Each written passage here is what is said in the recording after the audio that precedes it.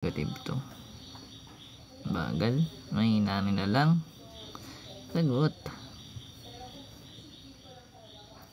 Simplify. 5x plus 3y minus 2x, that is 3x plus 4y. Basic.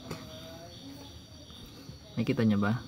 And evaluate the expression 4, 2, 6 plus 5, that is 11. Ba't mabilis ka mag-plus, mag-times, di ba? Hindi mabilis lang. Ganun yan eh. Oh, next. So, x plus 5, ay 15 pala, hindi 7.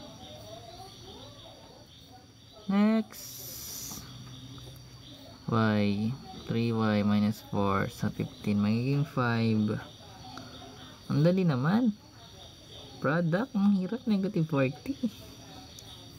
Solve x. X is equals to 6. Ang dali. Andito si Idol. Ala, nagsagot, late na.